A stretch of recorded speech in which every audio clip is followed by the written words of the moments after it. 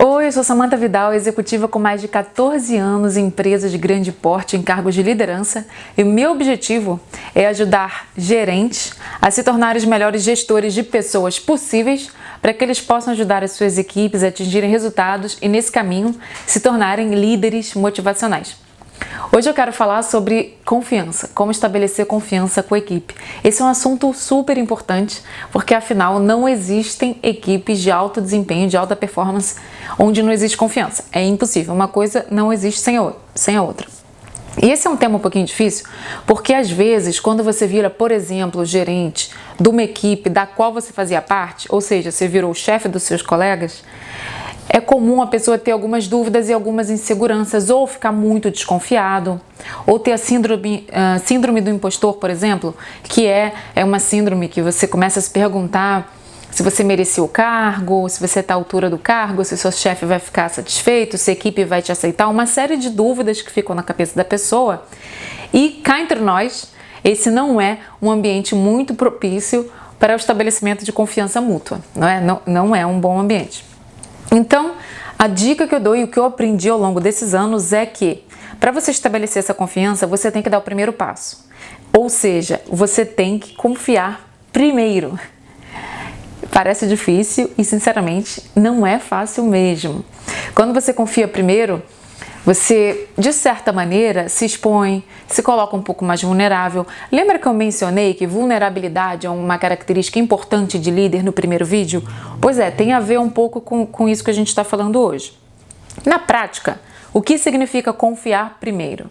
Vamos dizer que você tenha recebido a incumbência de um projeto e você sabe que na sua equipe tem uma pessoa que é muito boa naquele tipo de análise, por exemplo, que você também é bom, né? Você poderia fazer esse projeto sozinho, mas quando você quer estabelecer confiança, uma boa estratégia é você envolver aquela pessoa da sua equipe que tem aquela competência, tem aquela habilidade, levar essas pessoas na reunião, dividir esse trabalho com ela ou até delegar para a pessoa, dependendo do nível de senioridade, delegar para a pessoa esse projeto, claro, supervisionar, deixar a pessoa ter essa exposição nas reuniões e tudo isso.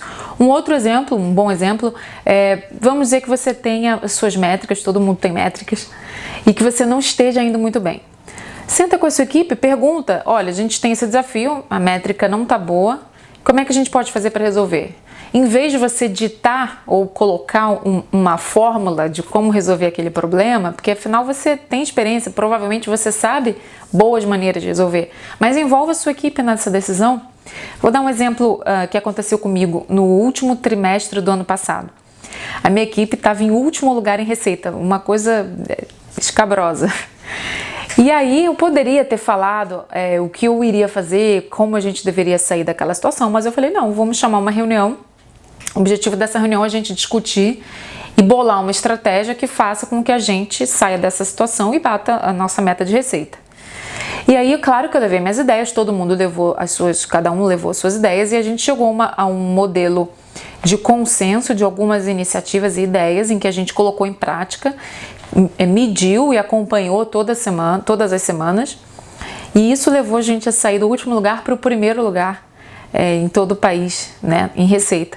Então, assim, eu acredito sinceramente que isso se deu porque eles participaram da estratégia e por terem participado, eles cumpriram, eles queriam executar, eles foram atrás, então eles se envolveram naquele projeto, naquele plano de recuperação. Então isso é muito importante.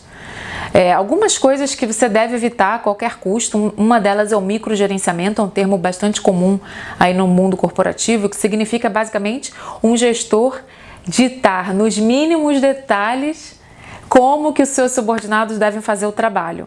Isso é uma armadilha comum, principalmente de gestores que vieram da equipe, que fizeram esse trabalho anteriormente. Então eles têm claramente uma ideia de como eles acham que deveria ser feito aquele trabalho, mas isso é uma armadilha, porque quando você faz isso, você tira toda a possibilidade da sua equipe de ter um estilo pessoal e de ter criatividade, porque elas estão engessadas no modelo que você ditou para elas, né? Então isso não é propício, na verdade. Microgerenciamento ele demonstra falta de confiança na sua equipe, no talento da equipe, na competência da equipe. Uma outra coisa a ser evitada é retaliação, por exemplo. Pessoas da sua equipe que pensam diferente de você. Então você propõe um projeto ou uma ideia e tem pessoas que são sempre contra e explicam até porque são contra. Então essas pessoas não devem sofrer retaliação, não devem sofrer represálias, né? Porque um ambiente de comunicação aberto, ele é muito saudável para estabelecer esse vínculo de confiança com a equipe. E sinceramente, ter discordância na equipe é super saudável, é bom para o negócio, não é uma coisa ruim. Então essas são algumas das coisas que você não deve fazer. Agora, alguns pensamentos aqui para fechar esse assunto é liderar pelo exemplo, por exemplo, que é liderar pelo exemplo, por exemplo, é ótimo, mas é uma excelente estratégia para estabelecer confiança com a sua equipe, que vai mostrar que você não só fala uma coisa, mas você acredita e segue, então você é uma pessoa coerente, né? E coragem. Para liderar pessoas, eu costumo dizer que também precisa ter coragem, não é uma coisa simples.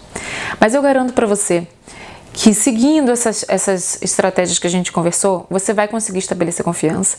Confiança é uma coisa que demora um pouco de tempo, você tem que cultivar primeiro, tem que dar esse primeiro passo e esperar um tempo para ver o resultado.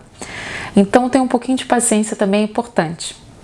Espero que você tenha gostado, vejo você na próxima.